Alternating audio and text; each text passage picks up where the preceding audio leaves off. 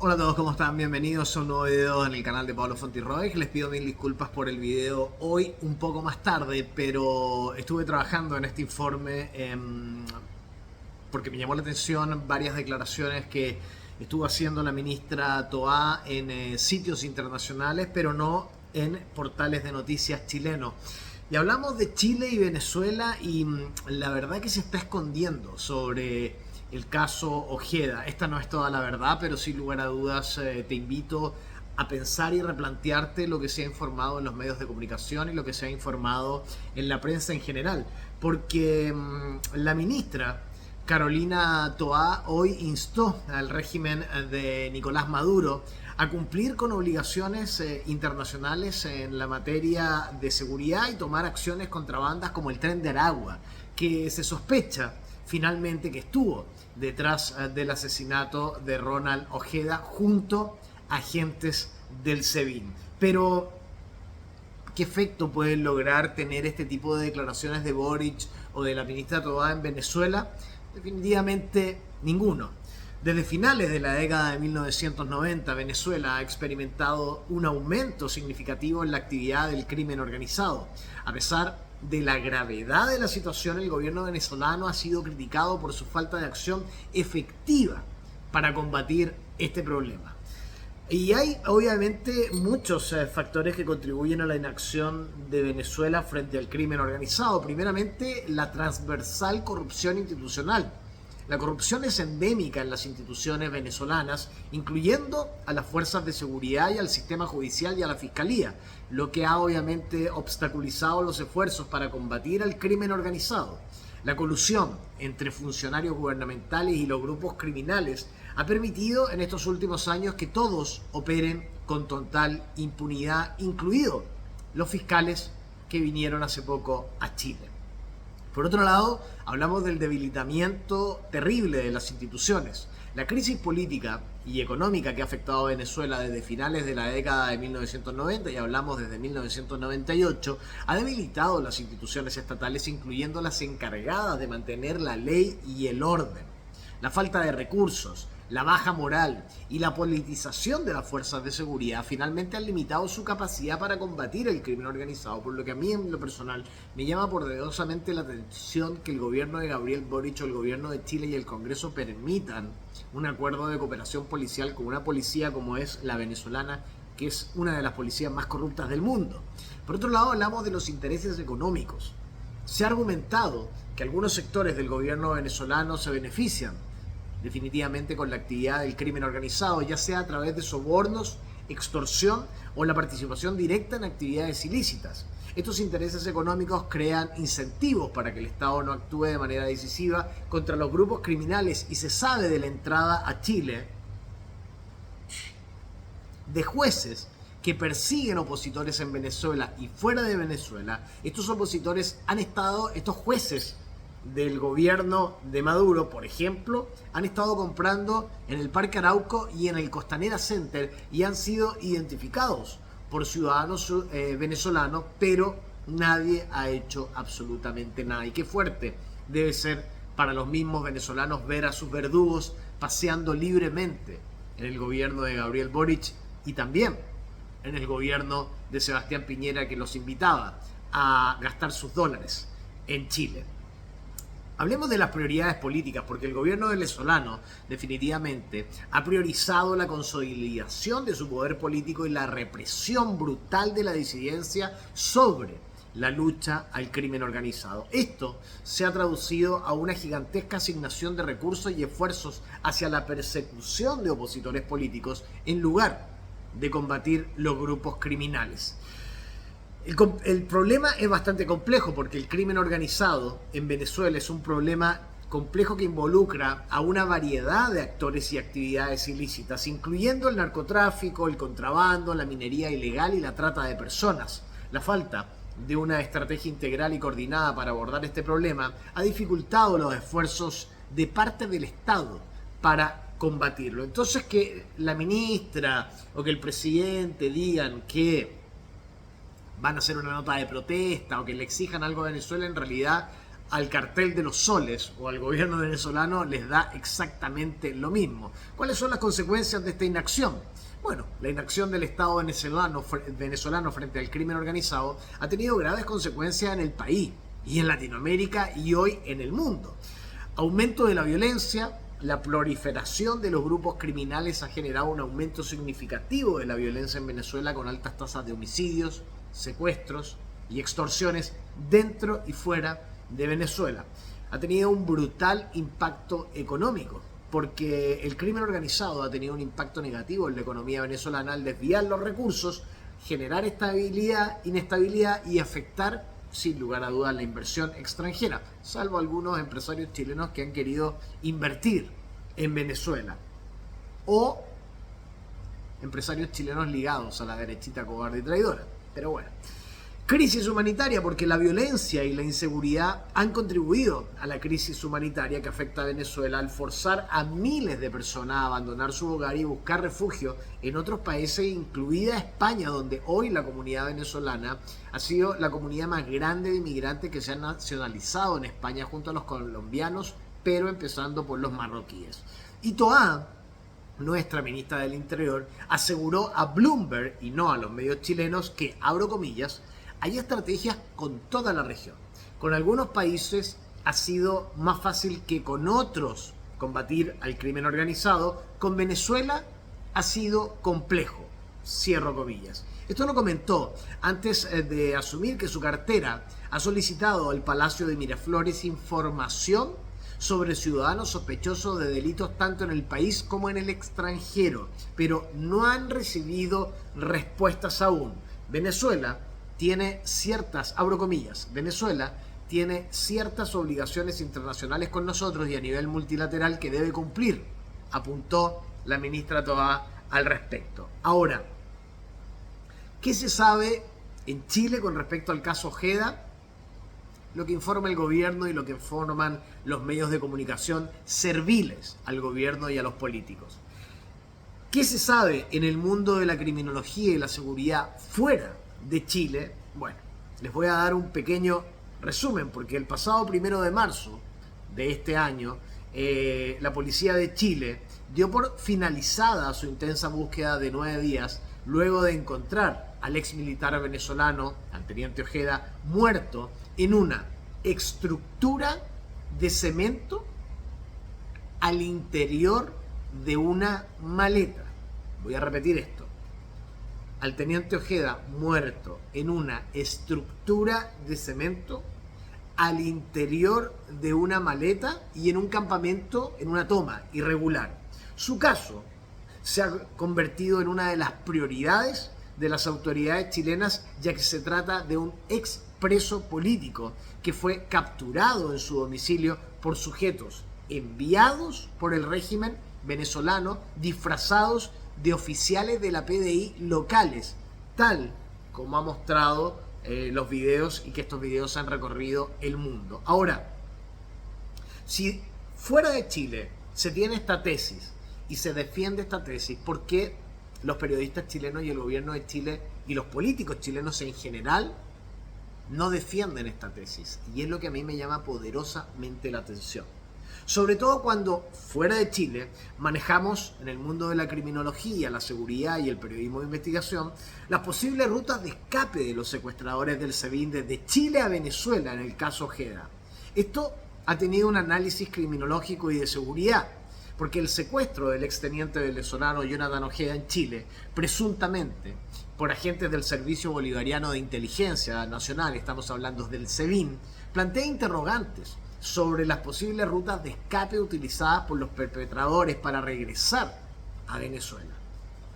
Y hay bastantes rutas de escape potenciales. Primeramente, los vuelos comerciales. ¿Cuáles son las ventajas de los vuelos comerciales? Es la opción definitivamente más rápida y la más cómoda, permitiendo obviamente a los secuestradores mezclarse con pasajeros regulares y dificultar su identificación. ¿Cuáles son las desventajas? Requiere documentación válida y pasar por controles migratorios, lo que aumenta el riesgo de detección si existieran alertas o órdenes de captura.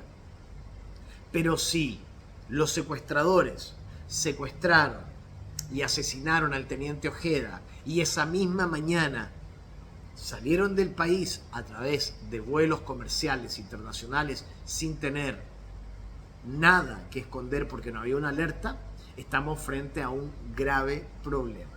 Por otro lado, la disponibilidad de vuelos directos entre Chile y Venezuela, la existencia de acuerdos de cooperación policial y judicial entre ambos países y la capacidad de los secuestradores para obtener documentos falsos o sobornar a funcionarios, como ya lo hemos visto antes, son factores a considerar. Por otro lado está la posibilidad de que lo hayan hecho a través de vuelos privados. ¿Cuáles son las ventajas? Obviamente mayor discreción y control sobre el itinerario, evitando controles migratorios regulares. ¿Cuáles son los factores? Las desventajas, perdón. El costo elevado y la necesidad de contar con contactos y logística para organizar el vuelo. ¿Cuáles son los factores a considerar con esta tesis? La disponibilidad de pistas de aterrizaje clandestinas en Venezuela, la capacidad de los secuestradores para financiar el vuelo y la existencia de redes de apoyos entre ambos países. Y están otra vez las rutas terrestres. ¿Cuáles son las ventajas? Obviamente, evitar los controles migratorios y aéreos, dándole mayor flexibilidad al itinerario. ¿Y cuáles son las desventajas? El trayecto largo, peligroso, atravesando múltiples fronteras y exponiéndose a riesgos como robos, asaltos y la detección de las autoridades. ¿Cuáles son los factores a considerar? Obviamente la porosidad de las fronteras terrestres en Sudamérica, la capacidad de los secuestradores para obtener documentos falsos o sobornar a funcionarios y la existencia de redes de apoyo en los países de tránsito. Y por otro lado están las rutas marítimas. ¿Cuáles son las ventajas de las rutas marítimas? Son similares a las rutas terrestres, evitando controles migratorios y aéreos. Tienen un trayecto aún más largo y peligroso que las rutas terrestres, requiriendo embarcaciones y logística especializada. Por otro lado, los factores que tienen a considerar son la existencia de puertos clandestinos en Venezuela, la capacidad de los secuestradores para obtener embarcaciones y tripulación y la presencia de redes de apoyo en las zonas costeras. ¿Cuáles pueden haber sido los factores que influyeron en la elección de la ruta por parte de los agentes del SEBIN y el Tren de Aragua en Chile? Primero, los recursos disponibles. El acceso a fondos, el acceso a los contactos. Y finalmente, el acceso y el tipo de logística que hayan tenido va a determinar las opciones viables de abandono de Chile para los secuestradores. Por otro lado, el nivel de riesgo que ellos hayan querido asumir, porque la percepción del riesgo de detención y captura seguramente influyó en la elección de una ruta más discreta y más arriesgada. Por otro lado, la urgencia, la necesidad de regresar rápidamente a Venezuela puede haber llevado a los perpetradores a optar por rutas más rápidas pero menos seguras, como por ejemplo la ruta aérea. Y por otro lado tenemos las redes de apoyo, porque la existencia de colaboradores en Chile, Bolivia, Perú, Ecuador y Colombia para llegar a Venezuela y en los países de tránsito finalmente deben haber facilitado la elección de ciertas rutas y haber proporcionado recursos y protección. Ahora, dada la complejidad del caso y la falta de información precisa por parte de las autoridades chilenas y llamativamente por parte de los medios de comunicación, es súper difícil determinar con certeza la ruta de escape utilizada por los secuestradores del SEBIN. Sin embargo, el análisis de posibles rutas y los factores que influyen en su selección a priori permiten identificar las opciones más probables y orientar la investigación hacia la búsqueda de evidencias que corroboren esas tesis, como la de la ruta aérea comercial. Ahora, ¿qué pasó después de esto? ¿Qué pasó después del crimen de Ojeda que no se comunicó a ustedes, los ciudadanos chilenos, ni a mí? Bueno, que Chile finalmente aumentó su nivel de alerta sin alarmar a la población, porque el Estado de Chile, el gobierno, espera que los índices de inseguridad y de criminalidad suban en este segundo semestre del año. Y después de lo del teniente Ojeda, Chile aumentó su nivel de alerta por la presencia de este tipo de crímenes, de este tipo de secuestros organizados desde el extranjero, no solo dentro del país, sino que en toda la zona.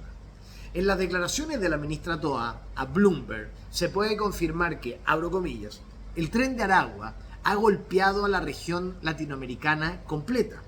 Venezuela tiene una teoría de que ellos desmantelaron la jerarquía de esa banda, pero la verdad es que hemos visto el dinamismo gigantesco que tiene el crimen organizado, explicó Toa. Inclusive, su expansión está vinculada con el éxodo de más de 7 millones de venezolanos en la última década, así como el alza en los índices de secuestro, narcotráfico y asesinato. Estas declaraciones las dio Toa en el sitio Bloomberg, y estas declaraciones no se han repetido en los medios chilenos, porque si no, la propia ministra del Interior estaría diciendo que el aumento de los crímenes, los secuestros, el narcotráfico y los asesinatos se produjeron en toda Latinoamérica y en especial en Chile con el aumento de la inmigración irregular venezolana. Hay un análisis criminológico y de seguridad. Obviamente hay una proyección de la criminalidad en Chile para el segundo semestre del año 2024 y espero que ustedes lo guarden y lo tengan en cuenta para tomar mejores decisiones al respecto. Hay un análisis de tendencias criminales en Chile durante el primer semestre del 2024 y la evaluación de los factores de riesgo finalmente permiten proyectar un posible aumento en los índices de criminalidad en el segundo semestre del año. Esta evaluación que he realizado se basa en datos estadísticos, informes de victimización y análisis en terreno durante los meses del año 2023 a lo largo de todo el año y durante los primeros meses en diciembre y enero del año 2023 y 2024 y en los meses de abril-mayo del año 2024. Perdón, el anterior año es el 2023 y el de ahora 2024.